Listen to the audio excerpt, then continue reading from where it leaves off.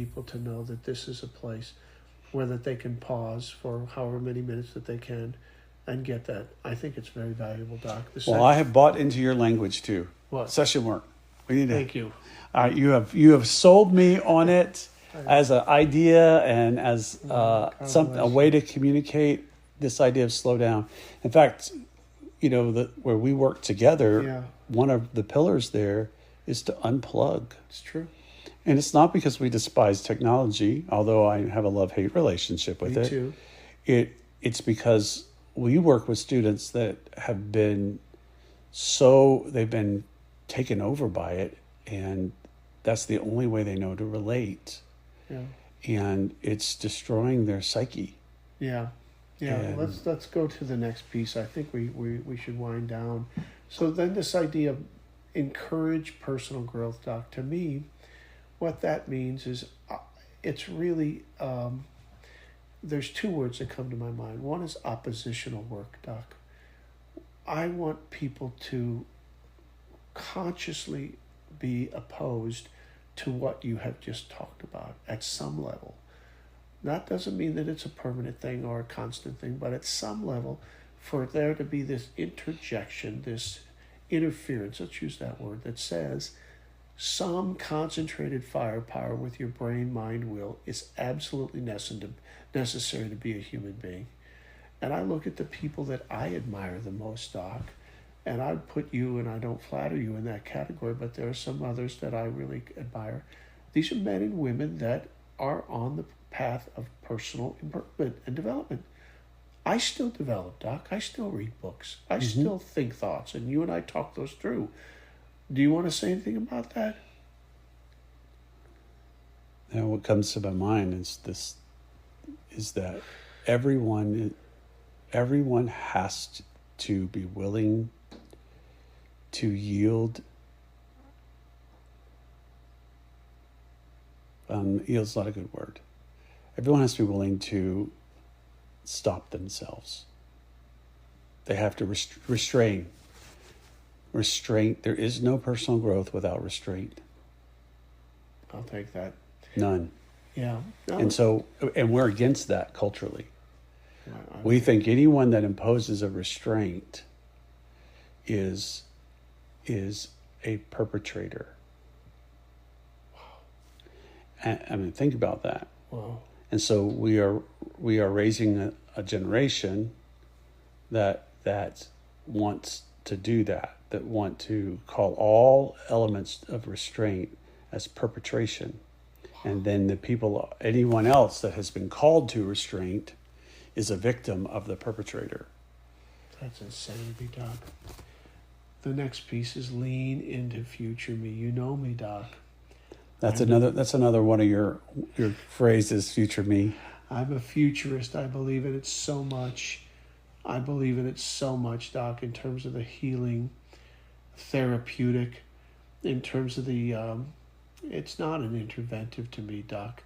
The future me is really if you're looking at the hero's journey, it's when the nadir has been, it's a way to cease the nadir. And it is this turning of the brain. To me, Doc, the future me is the Jesus moment when he says, the scripture says he turned his face like flint to go to Jerusalem. There is something powerful when you decide that regardless of what it is, the circumstance that you face, all of us face challenge, Doc. You know me very well. I face challenge every day. But this idea of a future, Doc, and leaning into these things that matter, and putting substance to those thoughts. To me, that is a powerful, powerful healing property that I always want to be about, and I always want to be introducing that to myself and other people. Makes me think of the Chosen, the series on the disciples. Yeah, and it's like incredibly famous. I mean, people watching it all over the place. It's got this huge following. Yeah. It's phenomenal storytelling, and really, it's the way they tell the story, and I wonder if that's not a piece of that, because just as you're talking, I'm thinking about those episodes that I've watched, and is this idea that the story is told, and you really hear this sense of the future selves, and every time Jesus is encountering them, there is this message of like, where are they going? Who are they becoming? Not what they were, but what they will be.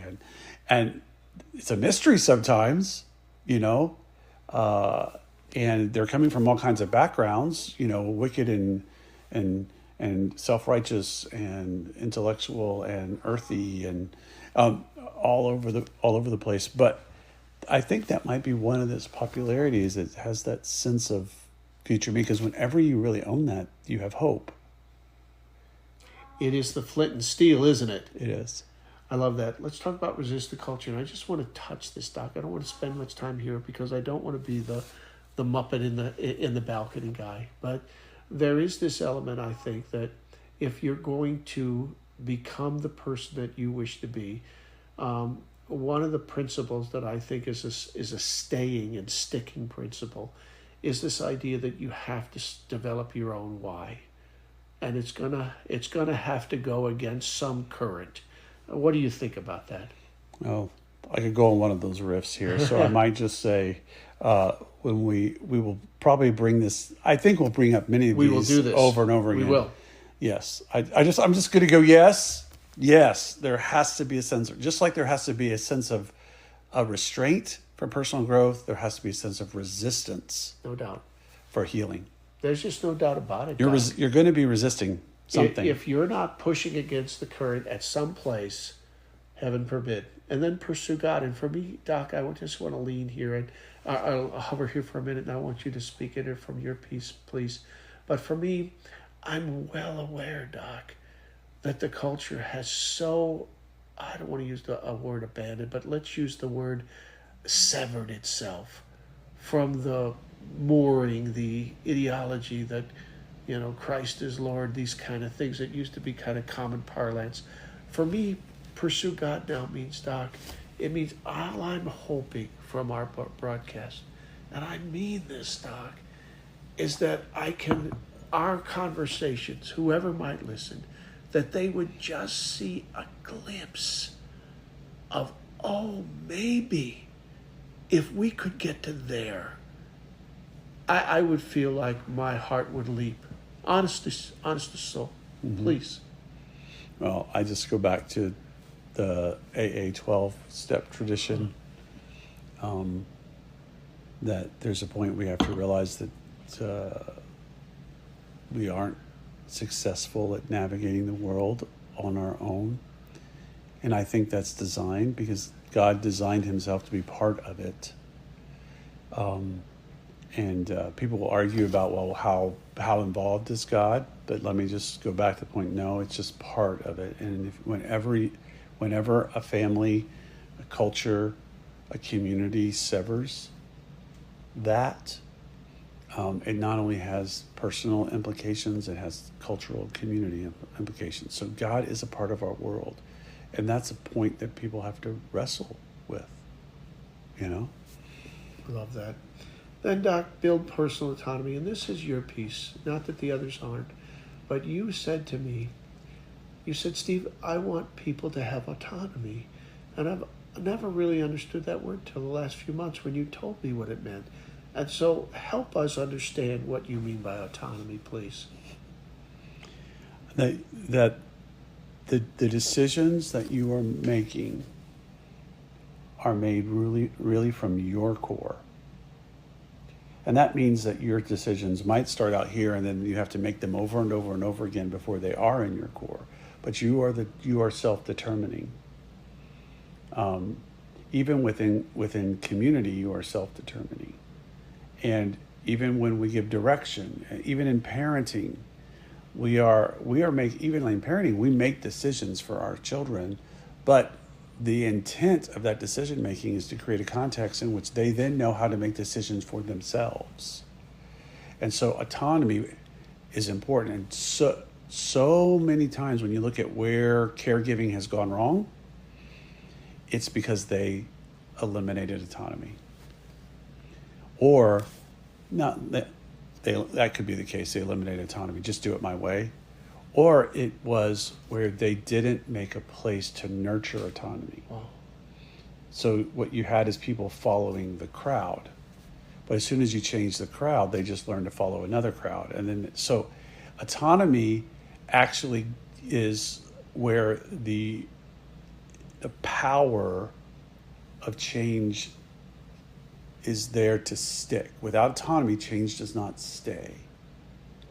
You're just conforming.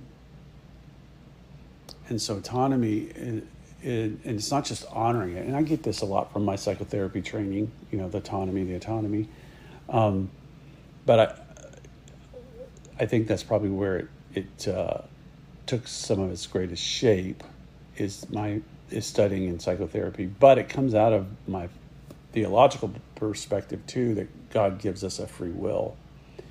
And that's part of bearing the image of God. So anything that begins to quench the personal autonomy is actually working against the image of God in somebody. So you're working against their future self. You're working against their development. You're working against.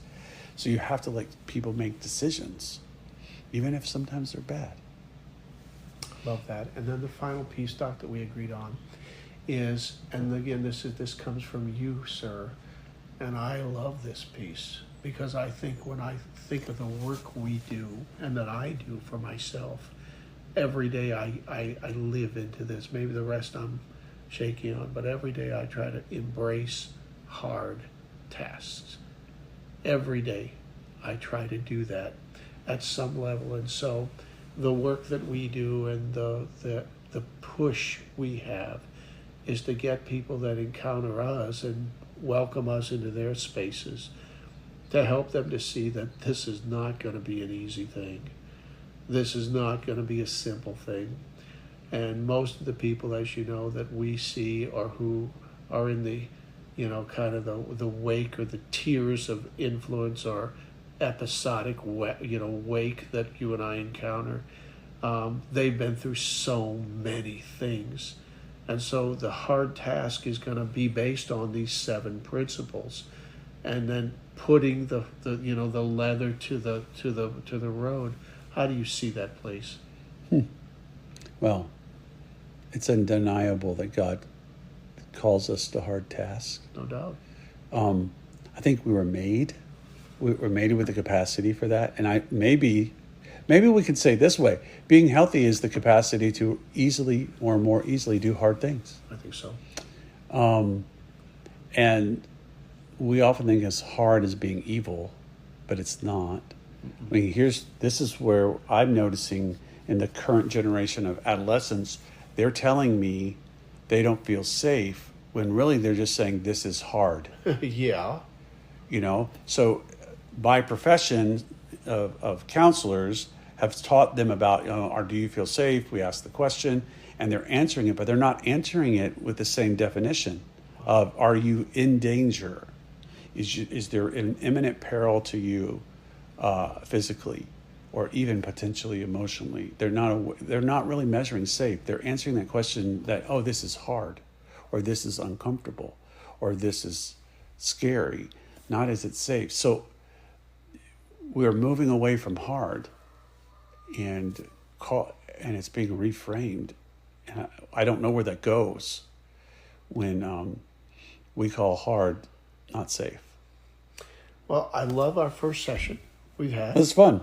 And it is fun and thrilling to me. And so for me, just to recap, Canopy for me is the protective layers that I seek to instill into my family first, my own life, and into the lives of these people that we work with and choose to allow us to work for them. And in the institutions and in the other places of service that you and I land. So I thank you for saying yes. I mean, it's been a dream of mine since we started talking, Doc, and since we started building material to do this. And the final thing I'll say, and ask you to close the session, please, sir, is my prayer is that now you and I start to really bore deep into the material that we have created, because I think it is so consequential in its capacity to bring positive and substantive change into the lives of people. Please. Well, I think the question is how can people benefit? What's the deliverable here? I think it's going to be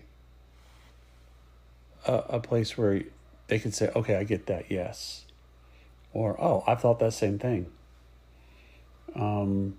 Or a question would be raised, well, if that's going on, what about this? I mean, so I think it's a place, I want it to be a place for people to ask questions.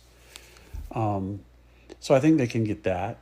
I hope that I have the guts to say some things that, people are afraid to say. That's important.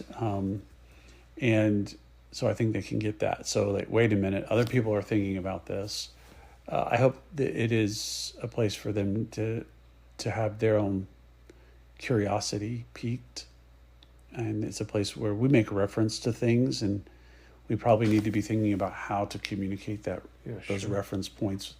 I watch other episodes, YouTube, they're like, oh, look in the down there. So we probably need to think about how we're going to post some of those things, because I want them to be able to take those resources, even if it's just like we made reference to Labrie and Francis Schaeffer and some of the things that we have talked about, being able to make connections, because I catch those things when people reference them and I chase them down. Me too. So I'm hoping that's a takeaway for them. Okay, here's some places I can get some more information. I think that's good. And then I hope that we begin to do some of our own research even, and we can share some of like really technical research too. There's enough editorial stuff going around, and I'm sure we will be editorial in our own conversation. Sure. But I hope that what we write is more, it's that content that I talked about earlier that isn't lost in emotional appeal. Thank you. Good deal. Well, there's more to come, isn't there? Blessings and honor. All right. Till next time. That's right. Whatever the end is going to be, huh? My ending. Travel far. That's right.